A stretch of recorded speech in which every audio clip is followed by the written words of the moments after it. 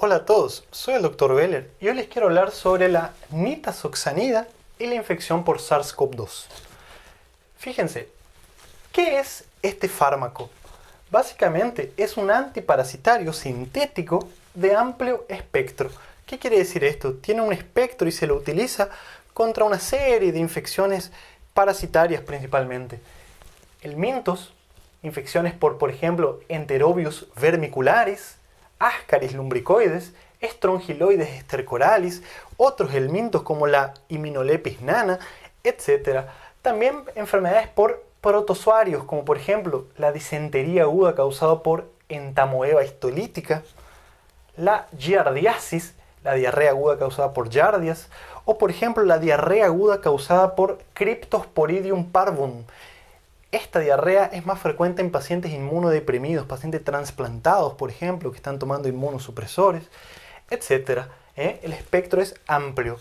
Ahora, a lo largo de su historia, también se vio que experimentalmente, en modelos de laboratorio, en células de laboratorio, este fármaco también mostró acción antiviral contra algunos virus, como por ejemplo el virus de la gripe, el virus influenza, el rotavirus y el norovirus. Es por eso que en algunos lugares se lo utiliza en la práctica de manera off-label para tratar los síntomas causados por influenza, sobre todo en los casos de influencias leves al inicio de la infección. También se lo utiliza en algunos lugares para tratar la diarrea aguda que se sospecha ser por rotavirus o norovirus. ¿Estamos? Ahora, experimentalmente también mostró efecto antiviral contra la hepatitis B y C y muchos otros virus, como por ejemplo algunos coronavirus. Acá podemos decir que tiene efecto in vitro experimental contra, por ejemplo, el MERS-CoV, que sería el virus que causa el síndrome respiratorio agudo severo del Medio Oriente, y también acá podemos decir contra el SARS-CoV-2, que sería nuestro protagonista de esta pandemia. Ahora, ¿cuál sería la explicación de su mecanismo antiviral? Bueno, se cree que este fármaco y su metabolito activo que se llama tiazoxanide, ya se los voy a escribir acá, amplifica y potencia la acción de los interferón de tipo 1, alfa y beta.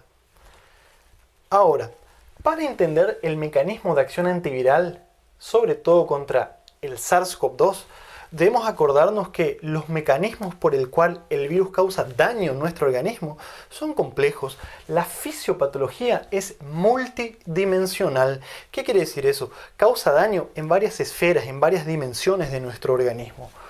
Por un lado, el virus causa un efecto citopático. Esto ya es bien estudiado. El virus infecta la célula y la daña directamente. Consiguientemente, el virus escapa de nuestro sistema inmune, primero del sistema inmune innato y en algunos casos también de nuestro sistema inmune adaptativo. Y por otro lado, el virus también induce a que nuestro organismo se inflame y provoca una respuesta de hiperinflamación, la famosa tormenta de citoquinas. La inflamación en nuestro organismo o la respuesta inmunológica nos debería proteger, pero en algunos casos, y todavía no está del todo explicado, la infección por este virus termina provocando una respuesta inmune que no es para nada adaptativa, que nos sirve para eliminar al virus, o quizás la elimina, pero también nos acaba destruyendo a nosotros mismos y en algunos casos nos lleva a la muerte. Fíjense qué interesante. Cuando un virus infecta una célula, en este caso el SARS-CoV-2, ustedes ya saben que el virus va a utilizar la maquinaria celular de la célula que infecta para sintetizar sus proteínas, para producir sus proteínas tanto estructurales como no estructurales, las que ustedes ya la conocen muy bien de los videos anteriores de fisiopatología e introducción a la COVID-19. ¿Estamos? Esto que está acá es el núcleo y esto en verde acá representa los ribosomas. Entonces el virus se replica, su material genético pasa por los ribosomas y se forman más virus, los cuales salen de las células, dañan la célula y de esta manera el virus se replica, en palabras muy simples. Ahora, la propia presencia del virus en una célula infectada va a hacer que se activen una serie de de señales dentro de esa célula para estimular una respuesta que nosotros llamamos de respuesta antiviral. Y esto ocurre en cualquier célula que se infecta con un virus. La primera línea de defensa antiviral es la activación de estos genes antivirales, valga la redundancia. ¿Cuáles son esos genes que se van a comenzar a codificar y a sintetizar? Son los genes que codifican para el interferón de tipo 1.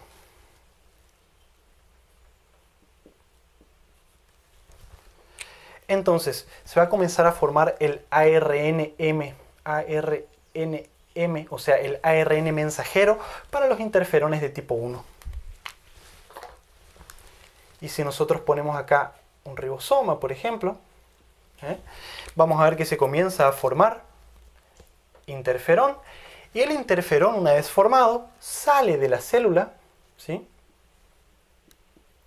Interferón de tipo 1, entre paréntesis, alfa y beta.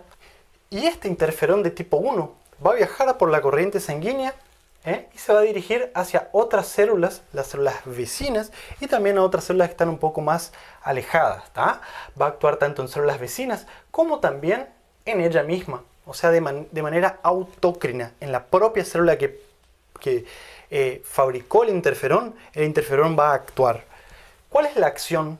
Y se los pongo acá en esta célula para que no quede tan mezclado, ¿sí? Fíjense, el interferón de tipo 1 va a actuar en su receptor. Cuando el interferón se une a su receptor, va a activar o estimular una serie de vías de señalización intracelular que van a viajar al núcleo, y en el núcleo va a activar a los genes que codifican para una serie de proteínas con acción antiviral.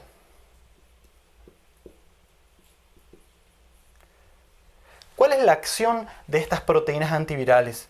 Por un lado, estimula la llegada de células inflamatorias, como por ejemplo macrófagos, ¿sí? Células inflamatorias. Macrófagos a su vez va a estimular por consiguiente la llegada de linfocitos T citotóxicos. En fin, estas células inflamatorias van a eliminar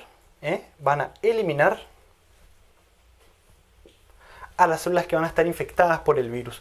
Por otro lado, estas proteínas antivirales van a interferir directamente con la replicación del virus, o sea, van a inhibir la replicación viral.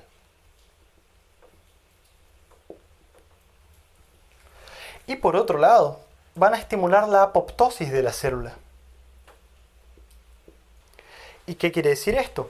La célula que está infectada por el virus se va a autoinducir una muerte celular programada. Se va a morir. ¿Para qué? Eliminando la célula infectada, también se elimina el virus.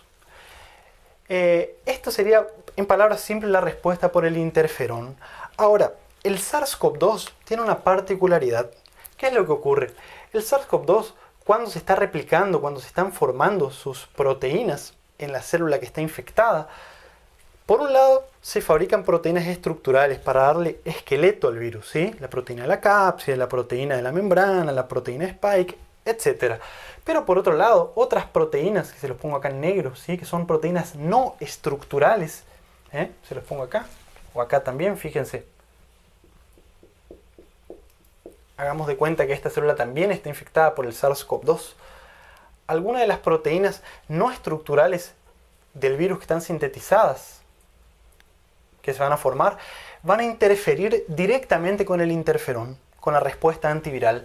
Por ejemplo, acá, algunas de las proteínas van a degradar al ARN mensajero, el interferón, o sea, va a evitar que se forme interferón o va a reducir la cantidad de interferón que se forma, ¿sí? Por otro lado, algunas de las proteínas no estructurales van a interferir acá, ¿sí? En las vías de señalización intracelular que van a activar a los genes antivirales. En palabras simples, la infección por SARS-CoV-2 interfiere con la primera línea de defensa antiviral, con el mecanismo que lo debería eliminar, que son los interferones. De esa manera, el virus, además de provocar daño a la célula, se escapa del sistema inmune y, como ustedes saben, en algunos casos termina provocando una hiperinflamación y mucho más daño. Ahora, la nitazoxanida y también su metabolito, se los pongo acá, ¿sí? Entonces, la nitazoxanida, como su metabolito, que es la tiazoxanide, que se produce cuando la nita se hidroliza, ellos van a actuar amplificando y aumentando la respuesta antiviral mediada por interferón de tipo 1. ¿Sí?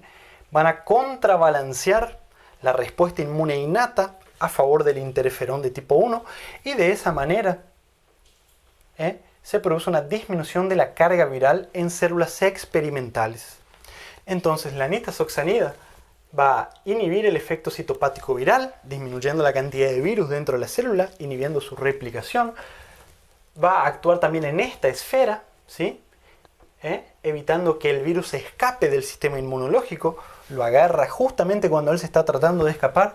Y por otro lado, se cree que estos fármacos también van a disminuir la producción de citoquinas proinflamatorias, como por ejemplo la interleuquina 6 y la interleuquina 2, entre otros. ¿Se acuerdan de la interleuquina 6 principalmente?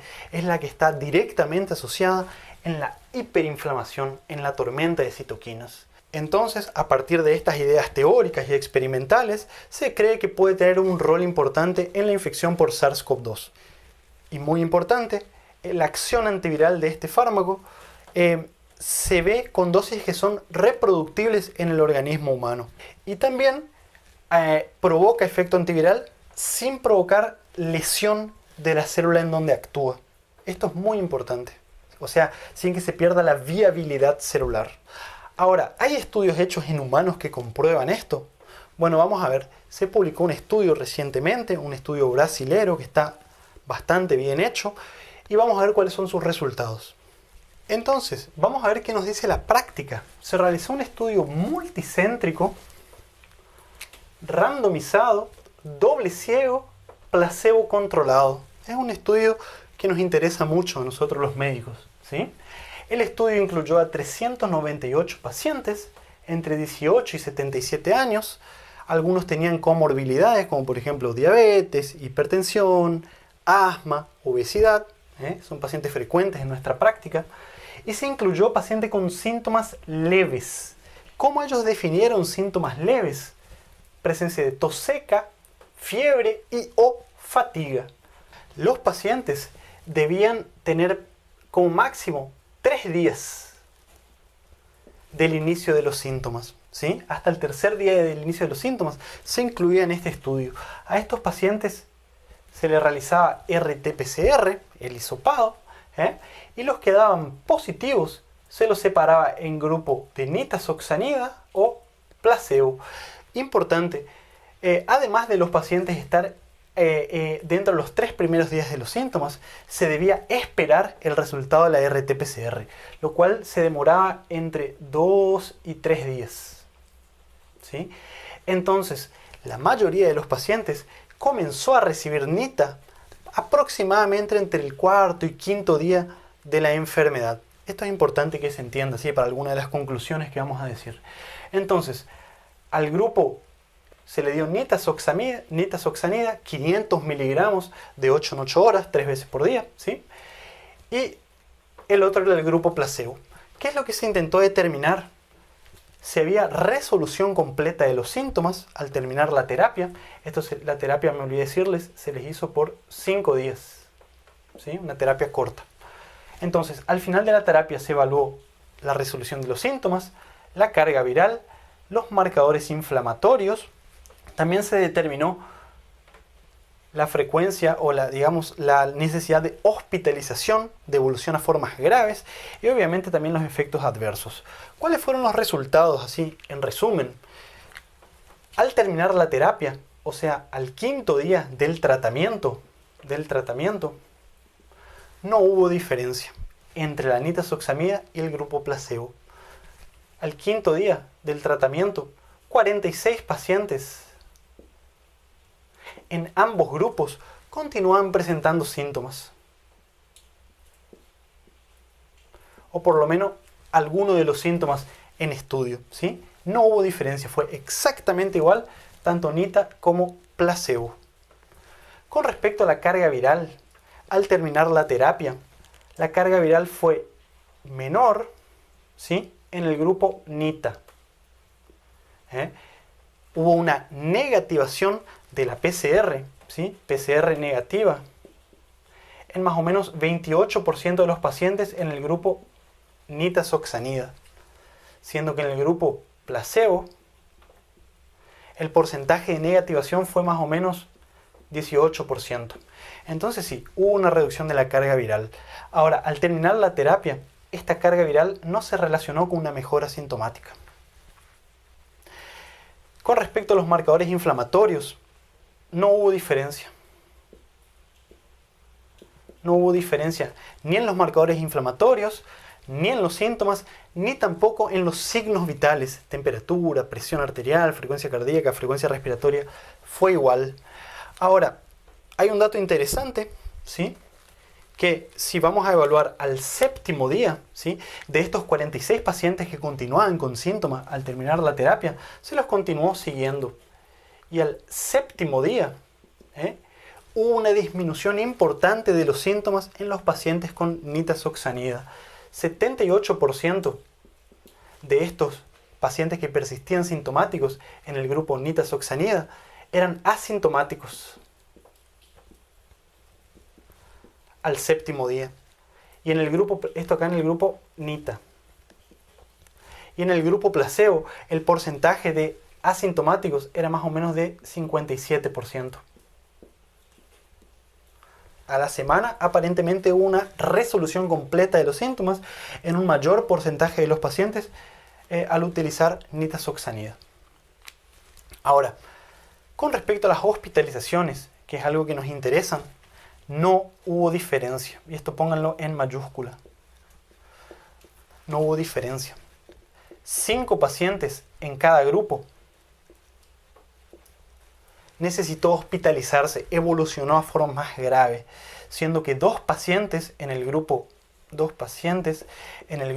NITA tuvieron que ir para unidad de terapia intensiva. Esto es lo que a nosotros más nos interesa, ¿sí? Aparentemente se puede decir que la nitazoxanida reduce los síntomas al séptimo día, pero no disminuye las hospitalizaciones, no disminuye la evolución a formas graves cuando se lo utiliza de esta forma. Tampoco hubo diferencia en los marcadores inflamatorios. Ahora, con respecto a los efectos adversos, los efectos adversos fueron leves y no hubo diferencia entre placebo y nitazoxanida, a no ser por un efecto que es común en la nitazoxanida, que es la coloración rojiza de la orina. Ahora, ¿cuál es el resumen o las conclusiones que podemos sacar de este estudio? Parece haber una consistencia in vitro para in vivo. ¿Qué quiere decir esto? Fíjense que tanto en células experimentales como en nuestro organismo hubo una reducción de la carga viral. Lo que se vio en los estudios experimentales se pudo reproducir in vivo.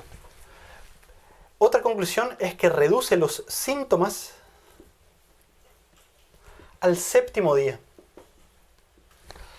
sin provocar efectos adversos graves, sin diferencia de efectos adversos en relación al placebo, a no ser por la orina rojiza. Ahora, lo más importante que nos tiene que quedar claro es que no reduce hospitalizaciones.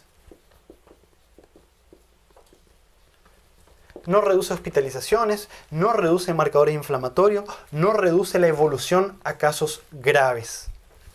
Ahora, unos últimos mensajes para pensar y para llevarnos a nuestras casas. La disminución de la carga viral, si bien nosotros no sabemos si se relaciona o no con una peor evolución en casos de COVID-19, algunos estudios dicen que sí, otros dicen que no. Ahora, la disminución de la carga viral y la disminución de los síntomas, ¿será que epidemiológicamente es relevante? ¿Será que a largo plazo podría disminuir los contagios? Esto no lo sabemos, es un número pequeño de pacientes y no se estudió esto todavía. Y por otro lado, recuerden que anteriormente yo les había dicho que la mayoría de los pacientes comenzaban a tomar nitazoxanida más o menos al cuarto o quinto día de la enfermedad, porque tenían que esperar que esté listo el resultado de la RT-PCR?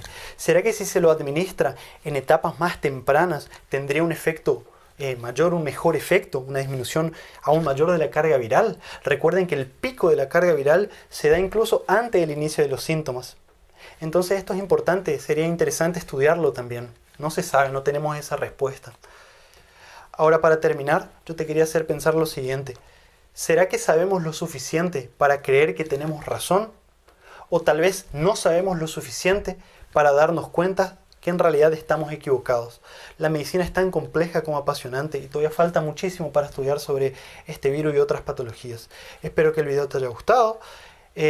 Si tenés alguna experiencia con este fármaco, comenta acá abajo en los comentarios. Suscríbete a nuestras redes sociales, seguinos en nuestro canal y nos vemos muy pronto con mucho más material. Chao, chao.